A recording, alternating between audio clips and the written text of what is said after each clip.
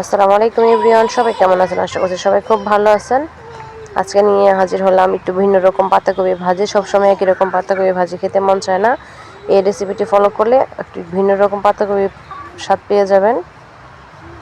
তার জন্য আগে পাতাকপিটা আমি সুন্দরভাবে ঝুরি করে নিয়েছি, একদম চিকন চিকন করে, যতটা সম্ভব চিকন করে নেবেন। এইভাবে দেখতে পাচ্ছেন আমি কতটা স্লাইস করেছি, একদম চিকন করেছি।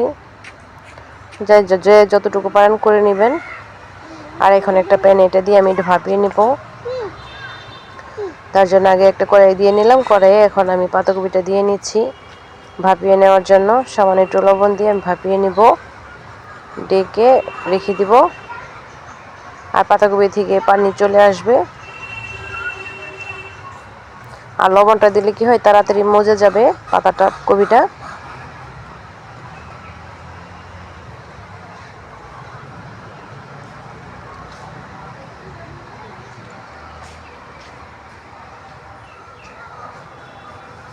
একটু উল্টে পাল্টে নাড়িয়ে দিবেন,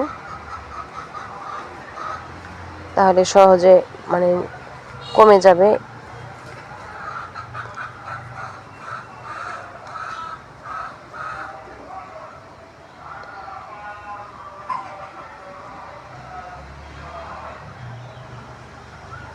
অলরেডি পানি চলে আসছে।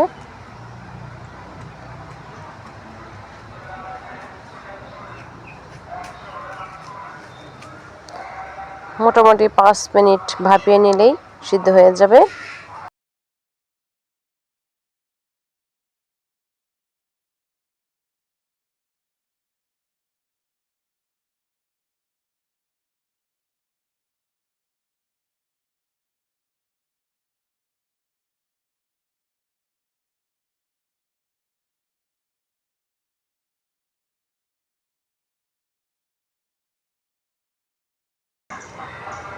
এখন আমি পাতাকপিটা সুন্দরভাবে ঝরিয়ে নিব পানিটা।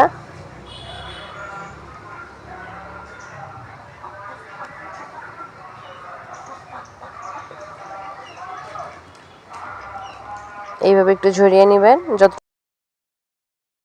যতটুকু পানি ছিল ঝরিয়ে নিয়েছি আমি। এখন একটা প্যানে তেল দিয়ে নিচ্ছি। তেলটা গরম হলে দিয়ে নেব একটু শুকনো মরিচ আস্ত।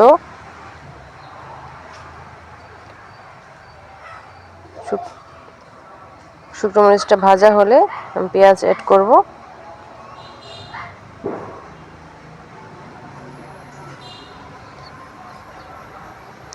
কাঁচামরিচ দিয়ে নিলাম, পেঁয়াজটাও দিয়ে নিয়েছি।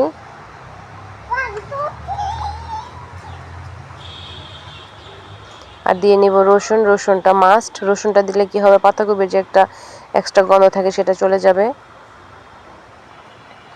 এখন আমি ভেজে নিব।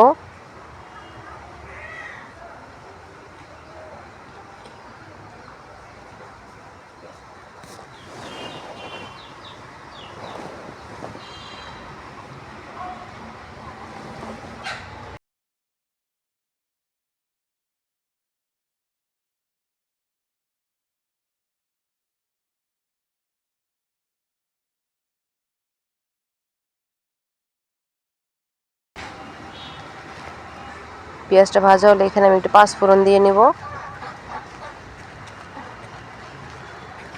পাঁচফোড়নটা আমি তেলে ভালোভাবে ভেজে নিব।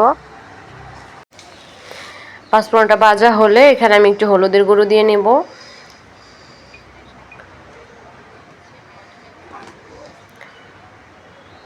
দিয়ে নিব সামান্য ধনিয়া।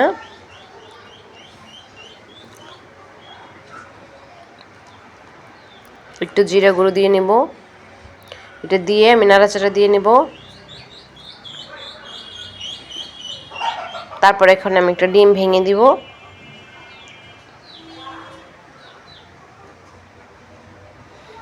ডিমটাও আমি পেঁয়াজের সাথে ভালোভাবে মিশিয়ে নিব।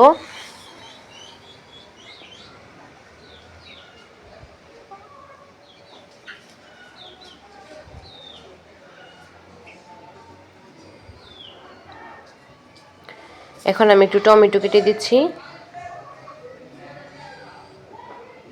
যেহেতু টমেটো একদম পাকা ছিল, মিশে যাবে সহজেই, তার জন্য আমি পরেই দিয়েছি। আর কারো প্রয়োজন হলে ডিমের আগেও দিতে পারবেন, সমস্যা নাই। এখন আমি সব একসাথে ভালোভাবে নাড়াচাড়া দিয়ে নেব। এইভাবে পাতাকপিটা ভাজি করলে একটু ভিন্ন করে ভাজলে মানে সবাই একটু খেতে স্বাদ পায়। তার জন্য এখানে ডিম এবং টমেটোটা ইউজ করেছি।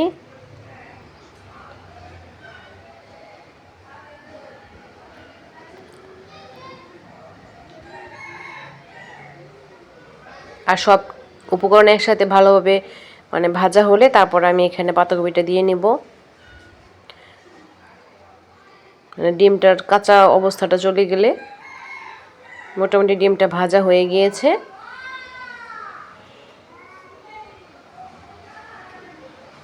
এখানে স্বাদ মতো লবণটাও দিয়ে নিলাম।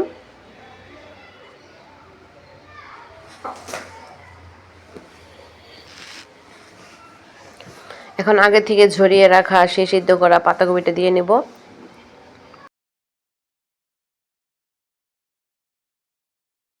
এখন সব উপকরণ আমি একসাথে মিশিয়ে নিব।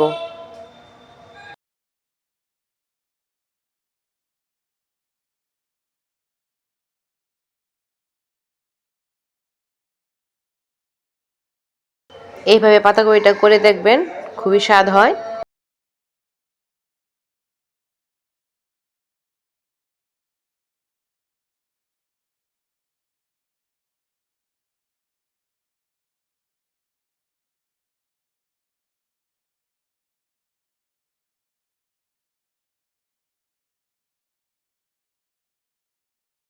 আমি বারবার উল্টে পাল্টে নাড়াচাড়া দিয়ে নিচ্ছি।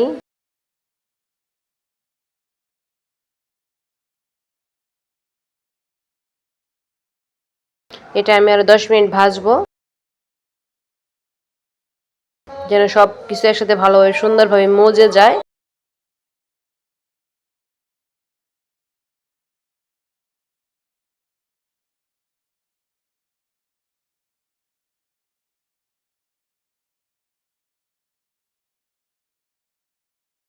এখানে একটু ধনিয়া পাতা দিয়ে নিচ্ছি।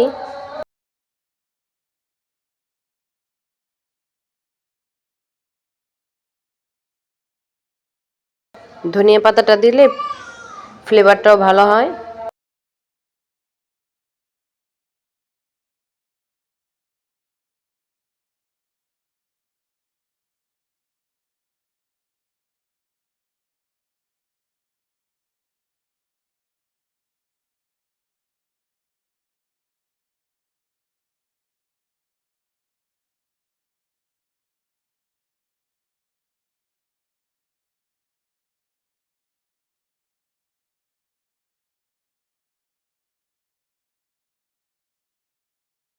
আমার পাতাকপি ভাজিটা একদম ডান।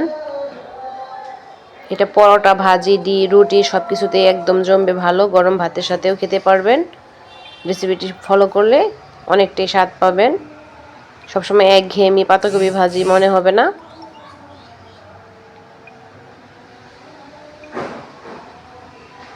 ভিডিওটি ভালো লাগলে লাইক, কমেন্ট, শেয়ার, সাবস্ক্রাইব করবেন। পাশে থাকার বেল আইকন অন করে রাখবেন যেন নিত্য নতুন রেসিপি আপনাদের কাছে সহজে পৌঁছে যায়।